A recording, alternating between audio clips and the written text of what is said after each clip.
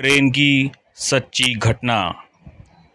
भादों का महीना, काली अंधियारी रात। कभी कभी रह रह कर हवा का तेज झोंका आता था और आकाश में रह रह कर बिजली भी कौंध जाती थी। रमेसर काका अपने घर से दूर घोटे पर मड़ई में लेटे हुए थे। रमेसर काका का घोटा गांव से थोड़ी दूर एक तालाब के किनारे था।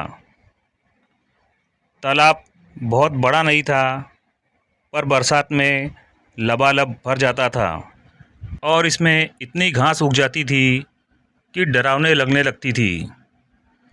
इसी गड्ढे के किनारे आम के लगभग 5-7 मोटे मोटे पेड़ थे। दिन में जिनके नीचे चरवाहे गोटी या चिक्का कबड्डी खेला करते थे और मज़दूर या गांव का कोई व्यक्ति जो खेत में घूमने या खाद आदि डालने गया होता था, आराम फरमाता था। धीरे धीरे रात ढल रही थी, पर हवा का तेज झोंका अब आंधी का रूप ले चला था। आम के पेड़ों की डालियों की टकराहट की डरावनी आवाज़ उस भयंकर रात में रमेसर काका की मड़ई में बंधी भैंस को भी डरा रही थी। भैंस डरी सहमी हुई रमेसर काका की खटिया से चिपक कर खड़ी हो गई थी। रमेसर काका अचानक सोए सोए ही हट हट की रट लगाने लगे थे, पर भैंस अपनी जगह से बिना टस मस हुए सिहरी हुई हटने का नाम ही नहीं ले रही थी। रमेसर काका उठकर बैठ गए और बैठे बैठे ही भैंस के पेट पर हाथ फेरने लगे। भैंस भी अपनापन पाकर रमेसर काका से और सटकर खड़ी हो गई। रमेसर काका को लगा कि शायद भैंस को मच्छर लग रहे थे, इसलिए बैठ नहीं रही है और बार बार पूंछ से शरीर को झाड़ रही है। वे खड़े हो गए और मड़ई के दरवाजे पर रखे धूं रहे पर थोड़ा घास फूस रखकर मुंह से फूंकने लगे। रमेसर काका फूंक मार मार कर आग तेज करने लगे और धुआं भी बढ़ने लगा। बार बार फूंक मारने से अचानक एक बार घास फूस जलने लगी और मड़ई में थोड़ा प्रकाश फैल गया। उस प्रकाश में अचानक रमेसर काका की नज़र उनकी बस खटिया पर पड़ी। अरे, उनको तो बस खटिया पर एक औरत दिखाई दी। उसे देखते ही उनके पूरे शरीर में बिजली कौंध गई और उसके साथ ही आकाश में भी बिजली कड़की और एक तेज प्रकाश हुआ। रमेसर काका डरने वालों में से तो नहीं थे, पर पता नहीं क्यों उनको आज थोड़ा डर का आभास हुआ। पर उन्होंने हिम्मत करके आग को और तेज किया और उस पर सूखा पुआल रखकर पूरा प्रकाश कर दिया। अब उस पुआल के अंजोर में वह महिला साफ नज़र आ रही थी। अब रमेसर काका उस अंजोर में उस औरत को अच्छी तरह से देख सकते थे। रमेसर काका ने धूं रहे के पास बैठे बैठे ही जोर की हाँक लगाकर पूछा, कौन है वहाँ? पर उधर से कुछ भी प्रतिक्रिया ना पाकर वे सन्न रह गए। उनकी समझ में कुछ भी नहीं आ रहा था कि अब क्या करना है। वे मन ही मन कुछ बुदबुदाए और उठकर खड़े हो गए। उनके पैर न आगे अपनी खाट की ओर बढ़ रहे थे और न ही मड़ई के बाहर ही। अचानक खाट पर बैठी महिला अट्टहास करने लगी। उसकी तेज भयंकर डरावनी हंसी ने उस काली अंधेरी रात को और भी भयावह बना दिया। रमेसर काका पर अब सजग हो चुके थे। उन्होंने अब सोच लिया था कि डरना नहीं है, क्योंकि अगर डरा तो मरा। रमेसर काका अब तनकर खड़े हो गए थे। उन्होंने मड़ई के कोने में रखी लाठी को अपने हाथ में ले लिया था। वे फिर से बोल पड़े, कौन हो तुम? तुमको क्या लगता है मैं तुमसे डर रहा हूँ? कदापि नहीं।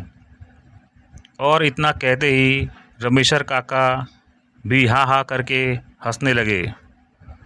पर सच्चाई यह थी कि रमेशर काका अंदर से पूरी तरह से डरे हुए थे। रमेशर काका का वह रूप देखकर वह महिला और उग्र हो गई और अपनी जगह पर खड़ी होकर तड़पती, तू डरता नहीं? तू डरता नहीं है ना? बताती हूँ मैं तुझे। रमेशर काका को पता नहीं क्यों अब कुछ और बल मिला और डर और भी कम हुआ। वे बोल पड़े, बता, क्या करेगी तू मेरा? जल्दी यहाँ से निकल, नहीं तो इस लाठी से मार मार कर तेरा सिर फोड़ दूंगा। इतना कहते ही रमेशर काका ने अपनी लाठी तान ली। महिला चिल्लाई, तू मुझे मेरे ही घर से निकालेगा? अरे मेरा बचपन बीता है इस मड़ई में, यह मेरा घर है, मेरा। मैं बरसों से यहीं रहते आ रही हूँ, पर पहले तो किसी ने कभी नहीं भगाया, यहाँ तक कि भैया ने भी नहीं। अब पता नहीं क्यों रमेशर काका का गुस्सा और डर दोनों शांत हो रहे थे। उनको अब लग रहा था कि उनके सामने जो महिला खड़ी है उसको वे जानते हैं और उसकी आवाज़ पहचानते हैं। रमेशर काका अब लाठी पर अपने शरीर को टिका लिए थे और दिमाग पर जोर डालकर सोचने की कोशिश करने लगे कि यह कौन है, और अगर पहचान की है तो यह चुड़ैल के रूप में भयंकर विकराल चेहरे वाली क्यों है। ओह, तो यह बलेसरा बहन है।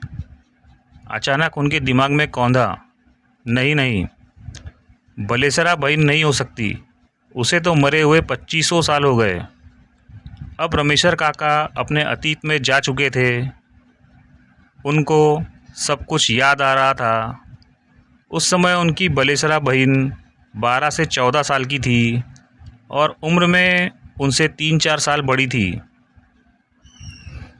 चारा काटने से लेकर गोबर गोथार करने में दोनों भाई बहन साथ साथ लगे रहते थे।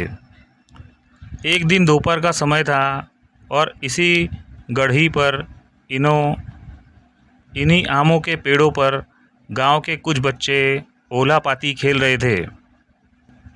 बलेसरा बहन बंदरों की भांति इस डाली से उस डाली उछल कूद कर रही थी। नीचे चोर बना लड़का पेड़ों पर चढ़े लड़के लड़कियों को छूने की कोशिश कर रहा था।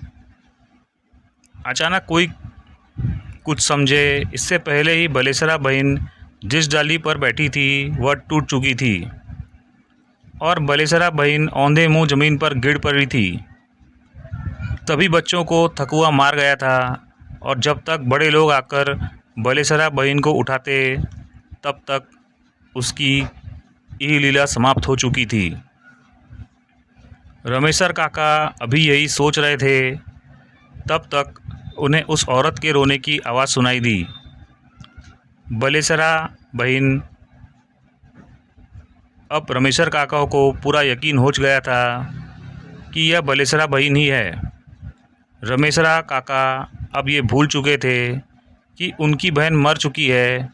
वे दौड़कर खाट के पास गए और बलेसरा बहन की अंकवार में पकड़कर रोने लग गए थे।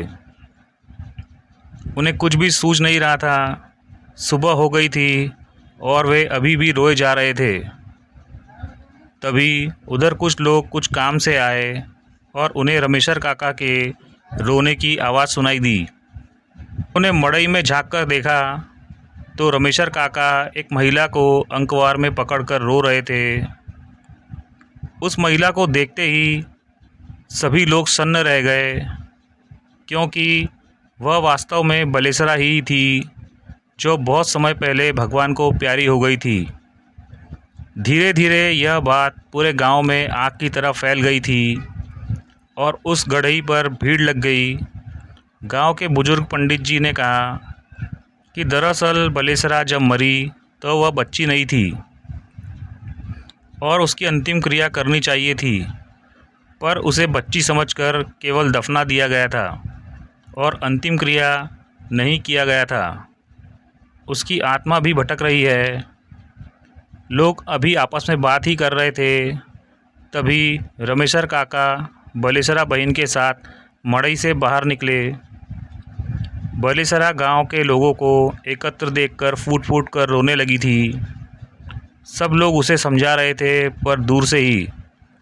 रमेशर काका के अलावा किसी की भी हिम्मत नहीं हो रही थी कि वह बलेसरा के पास जाए। बलेसरा अचानक बोल पड़ी, हाँ, यह सही है कि मैं मर चुकी हूँ, पर मुझसे डरने की आवश्यकता नहीं है। मैं इसी गांव की बेटी हूँ, पर आज तक भटक रही हूँ। मेरी सूध कोई नहीं ले रहा है।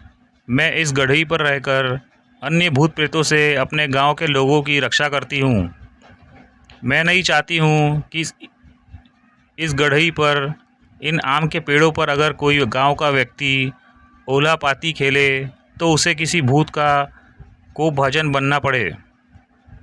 इतना कहने के बाद बलेसरा रोने लगी और रोते रोते बोली, मुझे एक प्रेत ने ओला पाती खेलते समय धक्का दे दिया था।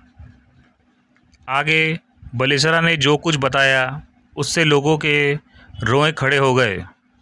बलेसरा ने क्या क्या बताया, इसे जानने के लिए इस कहानी की अगली कड़ी का आपको इंतज़ार करना पड़ेगा। आखिर वह प्रेत कौन था जिसने बलेसरा को धक्का दिया था? अरे नहीं, आप लोगों को अब इंतज़ार नहीं करवाऊँगा। इस कहानी की दूसरी और अंतिम कड़ी का आनंद उठाइए। बलेसरा अभी 10-12 साल की थी। तभी से अपने घर का सारा काम संभाल रही थी। अपने माँ के कामों में हाथ बटाने के साथ ही खेती बाड़ी का काम और गोबर गोतार। जाड़े के दिनों में जब सूर्योदय घने कोहरे को चीरकर कपकपाते हुए अपना दर्शन देते थे, तो बलेसरा चटाई से निकलकर मड़ई के बाहर बिछा देती थी और उसी पर बैठकर घमावन लेती थी और उसकी माँ उसके बालों में कंघी आदि करती थी। इस तरह पर बैठकर वह अपने माँ से स्वेटर बुनना, डलिया, कुरोई, दौरा आदि बिनना भी सीखती थी। लोगों की सुने तो बलेसरा बहुत ही गुणी होने के साथ ही बहुत खूबसूरत भी थी। दोस्तों, आज की कहानी में सिर्फ इतना ही। कहानी का अगला भाग जल्दी ही आने वाला है। अगर आपको स्टोरी अच्छी लगती है तो वीडियो को ज़रूर लाइक करें और चैनल को सब्सक्राइब भी कर लें, ताकि आगे आने वाली कहानियाँ आप तक पहुँचती रहे। धन्यवाद।